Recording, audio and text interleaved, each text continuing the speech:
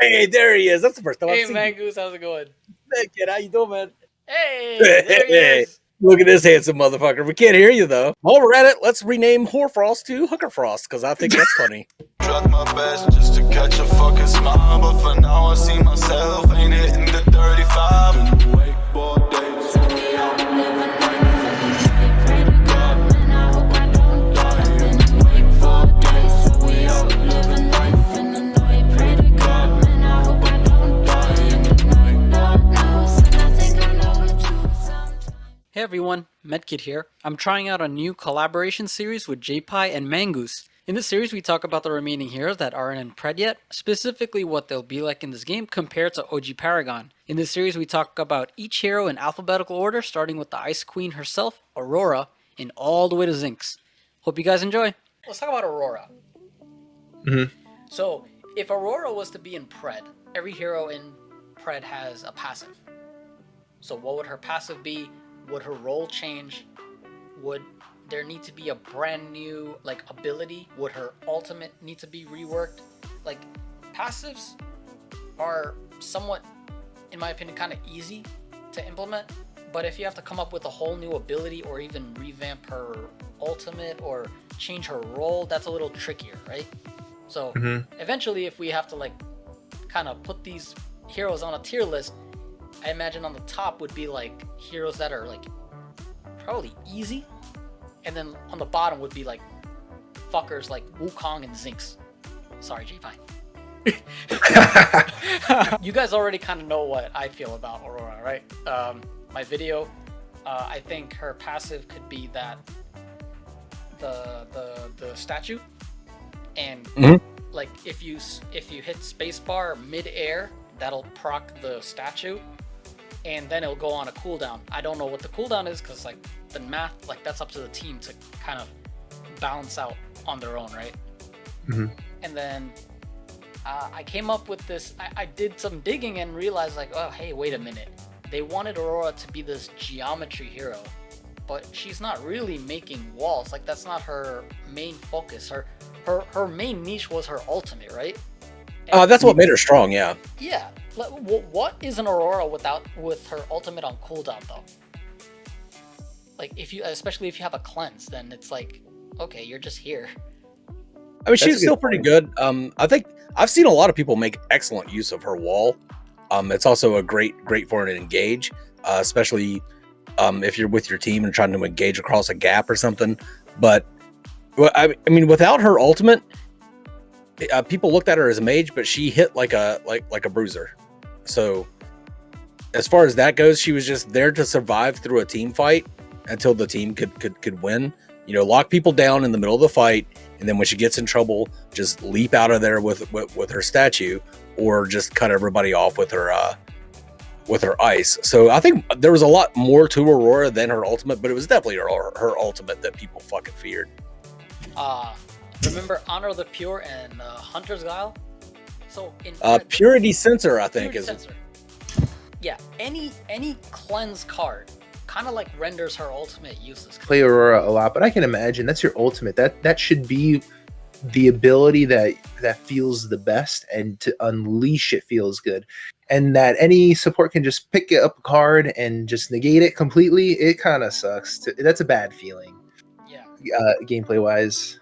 But I do think Aurora had one of the most interesting kits in all of Paragon, but it wasn't quite there yet. Because I'll tell you also, you guys touched upon it with the dash. Now, I don't know if you ever tried to use that dash head on against people. It was the most awkward thing ever. You would just zoom past them, and they would get moved over a little bit and take a little bit of damage. It shoves them a little bit. It did a little bit of damage, and it shoved them a little bit. Get out the way, bitch. It was, and it was awkward. But let me tell you, when an enemy was running and you put up that wall, 45-degree angle, and they can't move. Oh, that felt so good. When I did that, that was incredible. Another cool thing you could do with that dash, let's say you don't go vertically, you could actually stall minion waves, and it was a big part of her kit. It was a big part of her kit. If you take her off lane, now guess what? The wave is frozen closer to you. Not that Yeah. they can catch you anyway because you're so damn elusive. Yeah, that's a good point. That was definitely a higher level play. I completely forgot about that. The root. You can Yeah. kind of root them right at the edge so they don't come into the tower and the tower doesn't target them. Gosh, I mean, she was an excellent offlaner. That her Ring of Frost was a little difficult to hit, I think, which is kind of what I was about to get to. You mentioned you would give her the passive with the statue. I think if I was to give Aurora a new passive, what I would like to see is something thematic that goes with her Frost, and give her like either an attack speed or a movement speed slow, just aura around her. And then and that would just give you a tuning knob too. Like if you make it 5% and that's too strong, just tune it down to 3%, and then Aurora is not as strong anymore. If it's not strong enough, tune it up to like 7%, and then see what happens there. I think that would be cool and thematic, and especially if it was a movement speed slow, it would make it a little easier for her to hit Hoarfrost. I think that was the actual name. I called it Ring of Frost, but I think it's Hoarfrost was the name of that ability. I'll take it in a different direction, because it would be definitely in line with her thematically slowing down, freezing. How about mana too? Maybe she has an aura that reduces mana regen around her or something like that. That wouldn't be too applicable, right? Because she's not going to be like, she is a melee character and going to be on top, but that kind of gives her an element of like mage killer or something. I don't know. Create a new niche for her, yeah. Yeah. Or how about this? Within a radius around her, when enemies use abilities, it increases the cooldown slightly, like very slightly. You know, because she's frozen. It's thematic. Yeah, it's cold. It's taking me a while to do that again. Yeah. I like that. I like that. The Ice Queen. or maybe just hitting with her abilities causes like a minor increase to their cooldowns. Oh, that would be really cool. We've never seen anything like that in a MOBA, I think. Yeah, exactly. That would be amazing to see. Someone that affects your cooldowns. Mm-hmm. All right, we like it, J-Pod. Name that shit. Name that shit so they can put it in. Name it right now. That's what the passive would be named, Ice Queen, because that's Ice what she was Queen? known as. Yeah, because you know, there's also like that. I mean, yeah, Ice Queen for Ice Queen. I don't know. And while we're at it, let's rename Hoarfrost to Hookerfrost because I think that's funny. Dude, I hate to admit it, but that's where my mind went when you first said it. Don't rewind the video. Of course it did. Look Don't at Aurora. rewind the video. Look at Aurora. Oh my god. Yeah. Of course it She's can't. got that one butt cheek hand. She got that sweet side cheek. They actually nerfed her sweet side cheek. Oh no. Did they? Yeah, when she first came out, they were like, it was a very pronounced butt cheek there, and then they ended up doing some things to hide it a little more. They gave her a bit of a translucent skirt to hide it a bit, which is kind of hilarious. So Her statue. I'm sorry. okay. The jump was cool, but it was like when you were chasing her down and she did that, it's just like, what does the statue do? That was It's one pretty. ability that Really? doesn't Okay. really- it did feel kind of random, not gonna lie. Like the other abilities, they have like some kind of synergy, but that statue is like, it's almost like they're trying to flex, like, hey, we can make this character just create a frozen statue. Ooh, I think you guys are underestimating the usefulness of that statue. It took tower shots. You could engage somebody under their tower, flip out, and the tower would target your statue instead of you. Yeah. The other thing too, I don't know how many times in the middle of a fight I saw a countess coming towards me. I flip out the statue and watch her ult my fucking statue. I've seen Chimeras ult the statue. Fucking Grim.exe's ult the statue. That statue is way more annoying than people seem to think that it was. I mean, the statue was badass. Skill expression in there for sure. Yeah, I would never like to see considered it that. Sub-Zero style freeze anybody that walks into it, but That'd be awesome. That's why for my version, I wanted to keep that statue somehow. Bind it to a button that would make sense for also PlayStation, right? You just jump and you can kind of like quickly react. they're not afraid to make new abilities though. They're not afraid of that. Like I said earlier, I felt like Aurora just needed a little bit of changes, and to your point, Mangoose, I could definitely see her turning the corner, popping that statue, and then like positioning that statue in a way where they do have to just waste time going around. I would like to see maybe if they press the same button again, the statue explodes for some damage or slows or something. Yeah, like a little bit of extra skill expression that you can kind of time it, right? Because say you're in 3D space, right? You can't see behind you. So, maybe she's running and she does the jump, look behind, and then pops it. Like, it's cool. It gives more tools and expression that the player can do with and utilize. One of my points is, like, she kind of did need another source of damage in her ability somewhere. Because it's just basic attacks and Hoarfrost if her ultimate is on cooldown. Yeah, I can see that. I think people underestimated her basic attack damage. She had the basic attack damage of a bruiser, not a mage, so she actually hit pretty damned hard. But yeah, I do think it would be nice to give her another source of damage for sure. I don't know what they're going to do about their ultimate. I think that's the big challenge is their ultimate, because it's either stupid overpowered or it's useless, like depending on what items you have. And we saw that in Paragon too. When she was introduced, nobody knew what Purity Sensor was until Aurora was introduced and was just dicking down entire teams with her fucking ultimate. And then everybody realized, oh shit, I've got Purity Sensor in the White Affinity. So they started picking that up. And then FaZe was introduced, and FaZe didn't have the White Affinity. She had blue-green. So FaZe, when people were playing FaZe support, Aurora kind of made a comeback because your support wasn't picking up Purity Sensor anymore because she fucking couldn't. However, with the Predecessor's item shop the way it is, everybody can pick up anything. So if they have a team-wide cleanse like Purity Sensor, then just anybody can pick it up and completely nullify Aurora's effectiveness, really. Yeah, but I honestly have a feeling that Aurora is going to have some tweaks, and she's going to be reforged. It's going to be a different Aurora. Like I think she'll have a lot of the same things, because that, I thought her dash ability, especially the fact that when they show her off in the video, it's like there's like that one pit, and there's like a little, it's like there's a wall. Yeah, and then you can jump into it, and then she just ramps up, and then her team follows.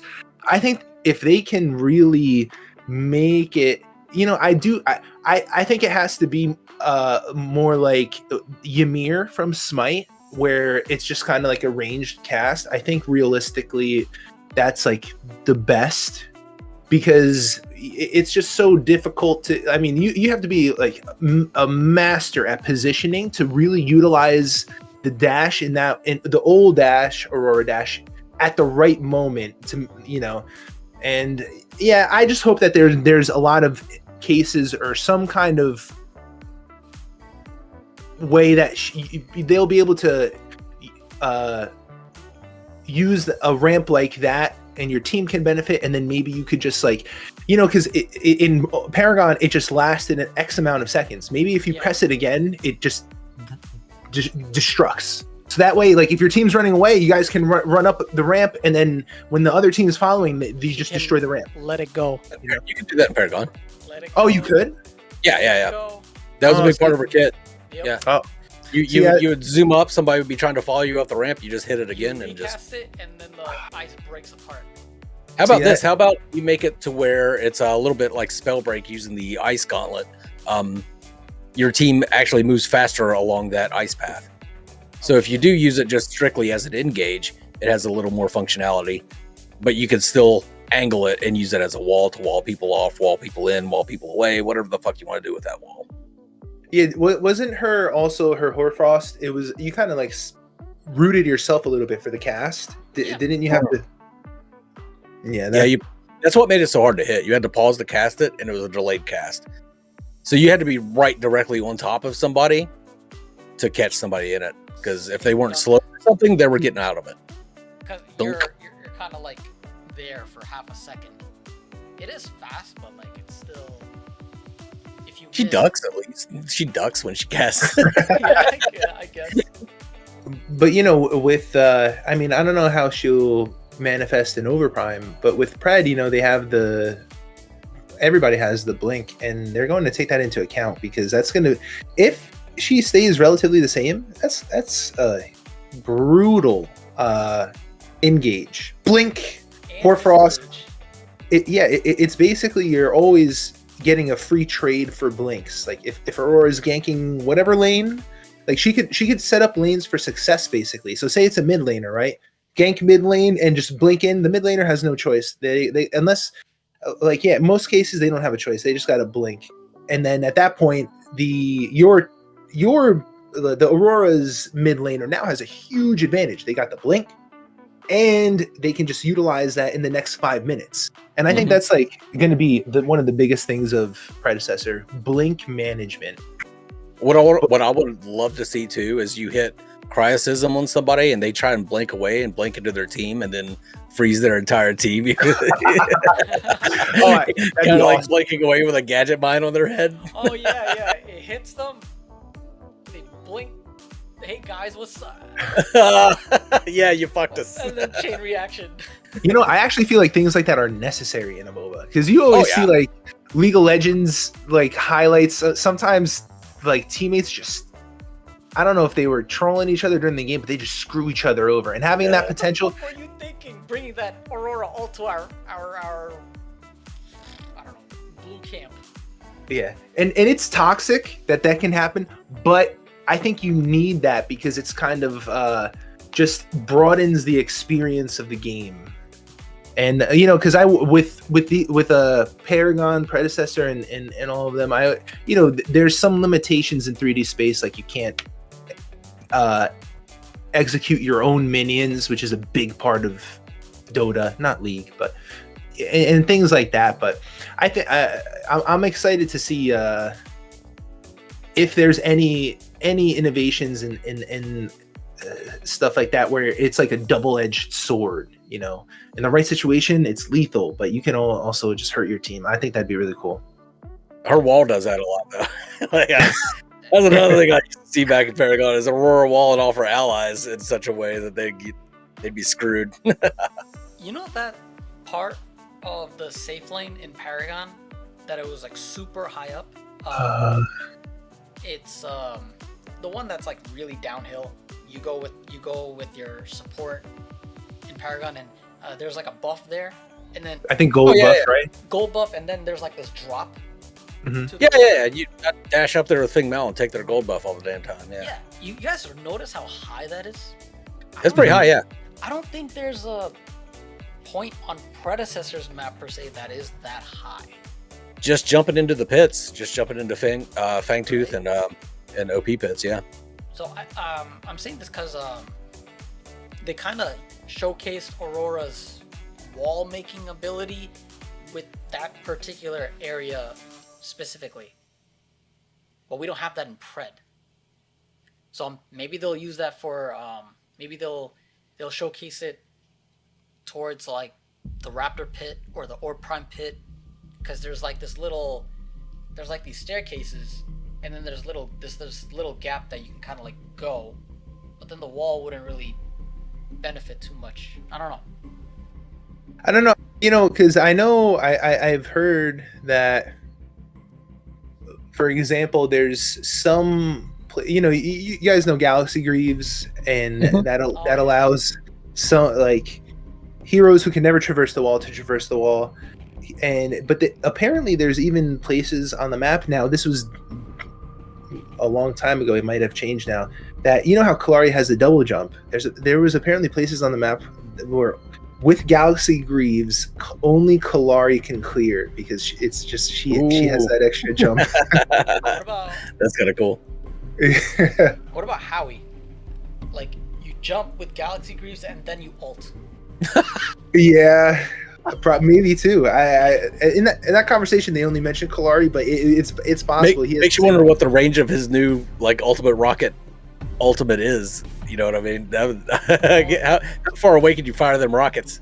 And my friends and I definitely too would do shit like, okay, all right, Gideon blinks straight up, and then Howie jumps through that, and then ults, and then Muriel on top. Try to get on top of it. Yeah. We would try to do that shit just to see how high we could get on the map. What's the ceiling here? There is a ceiling too. There was a ceiling. Yeah, you can only prepare so much as a dev. You can't. There's no way you can stop all that. Yeah, I know, right? For Yeah. Aurora, I kind of talked about like the version I would like to see and why. I would, of course, love to see Aurora now, and I don't know if there were a lot of offlaners to begin with, but having an Aurora there would be nice. But I feel like the map would also have to change a little bit, in my opinion. I feel like in Pred there isn't that much verticality compared to Paragon. I feel like Paragon had a lot of verticality. Predecessor has like, it has verticality, but it's not that drastic. You know what I mean? So It's not as drastic as it was on Legacy or Monolith, to tell you the truth. Yeah. but Yeah. that's all I have for Aurora. Same. She's one of my top picks for who I think should be added in the soonest. Just because she is a hero that affects the geometry, and that is a very niche thing that I would like to see in Pred. In any of Yeah. these games, right? Yeah, Aurora fans, like the people who played the games, there's some people who just know about Aurora like me, but the people who played Aurora love her. Absolutely love her. Okay, so I guess that's it for Aurora then, right, guys? Sure. Let me go grab another beer and we can get into Countess. Yeah. I'm Oh, gonna have to refill my drink yeah. as well. All right, boys.